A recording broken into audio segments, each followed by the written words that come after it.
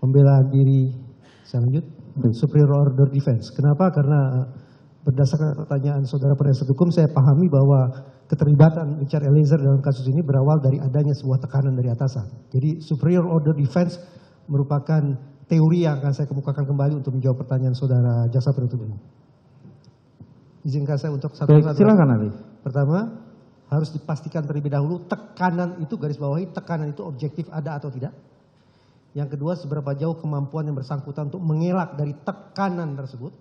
Dan yang ketiga adalah resiko atau konsekuensi apa yang akan dialami oleh yang bersangkutan apabila dia menolak atau menentang tekanan tersebut. Intisari dari superior order defense adalah bagaimana seseorang tidak bisa lagi mengelak dari tekanan yang dia alami. Baik itu tekanan yang sifatnya positif maupun tekanan yang negatif untuk kemudian melakukan sebuah perbuatan sesungguhnya tidak dia kehendaki. Itu dulu dipahami. Bahwa ada seseorang yang semula melakukan kejahatan, tapi kemudian dia banting setir sehingga mendapatkan status sebagai justice collaborator, sebagaimana saudara jaksa katakan, maka kita bisa pahami bahwa pergantian atau perubahan posisi tersebut disebabkan karena adanya tekanan yang sudah raib dari diri yang bersangkutan. Ketika yang bersangkutan sudah teryakinkan bahwa dia tidak berada di dalam kungkungan tekanan tersebut, maka kemungkinan dia akan berbalik arah menjadi suatu hal yang sangat realistis. Nah, ini umpama terkait dilihat dari faktor apakah ada tekanan. Nah, tekanan ini apakah sifatnya harus konkret, ahli, ya kan? Atau ini hanya dapat dilihat juga bahwa subjektivitas sendiri dari pelaku yang menduga-duga umpama, yang meramal-ramal umpama, karena membayangkan bahwa ya tadi ada faktor culture di institusi tertentu, ya kan, bahwa umpama jiwa korsa yang salah kaprah tadi umpama. Nah, apakah harus konkret umpama jika kamu tembak dia, kalau tidak maka aku habisi juga kamu. Ini kan suatu tekanan yang konkret, ya kan? Nah, apakah juga bisa tekanan itu dilepaskan sendiri secara bebas terhadap pelaku itu sendiri yang hanya berdasarkan ramalan dan dugaan-dugaan atau bayangan dia sendiri, ketakutan tadi? Bagaimana pendapat Anda? Saya coba tafsirkan dulu, kalau pemahaman saya keliru tolong dikoreksi ya. Baik, silakan. Berarti saudara jaksa penuntut umum ini meminta penjelasan tentang bagaimana kita bisa memastikan apakah tekanan itu objektif ada ataukah subjektif belaka, begitu ya? Betul, betul, ahli. Betul.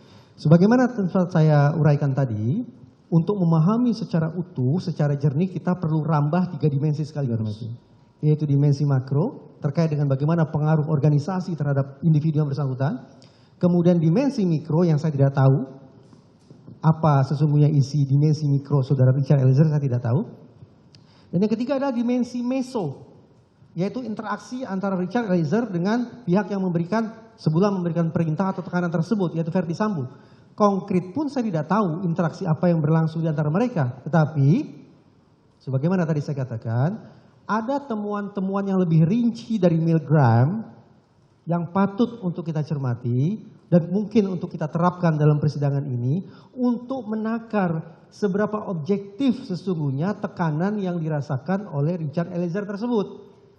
Nah, beberapa temuan Milgram tadi yang bisa digunakan untuk menakar apakah tekanan ini objektif atau tidak, objektif atau subjektif, sehingga Richard Eliezer melakukan perbuatan yang salah, perbuatan yang jahat adalah, pertama, adakah pihak yang memberikan perintah itu punya otoritas atau tidak?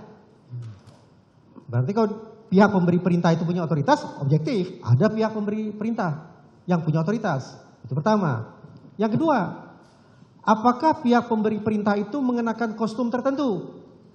Karena berdasarkan penelitian, tadi sempat saya katakan, ada perbedaan tingkat kepatuhan subjek penelitian, subjek eksperimen, ketika mereka diperintah dibandingkan ketika si peneliti memakai busana peneliti, dan ketika si peneliti tidak memakai busana peneliti. Dan ketika si peneliti memakai busana sebagai seorang ilmuwan, sebagai peneliti, ternyata perintahnya lebih dipatuhi. Itu sudah 2, objektif ya. Ada kostum, silakan dicek saja bagaimana kostum yang dikenakan pada saat kejadian misalnya. Yang ketiga, lokasi kejadian, lokasi pemberi perintah itu, pemberian perintah itu dilakukan di mana? Di lokasi yang otoritatif, Atau lokasi yang umum saja.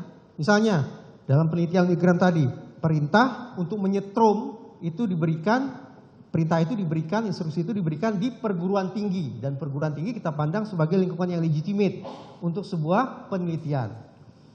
Demikian pula dalam kasus ini barangkali relevan, silakan dicek apakah pemberian perintah itu disampaikan oleh pihak pemberi perintah kepada yang menerima perintah di lingkungan yang legitimate juga tidak? Otoritatif juga atau tidak lingkungan itu?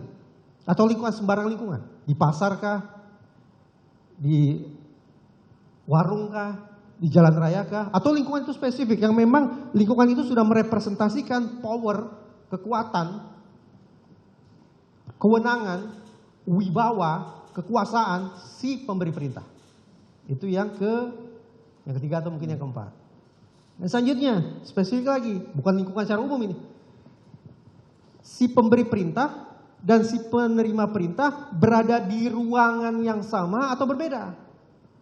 Karena penelitian Milgram menunjukkan ketika perintah disampaikan sementara pemberi perintah di ruangan yang berbeda, tingkat kepatuhannya berbeda ini terhadap si penerima perintah.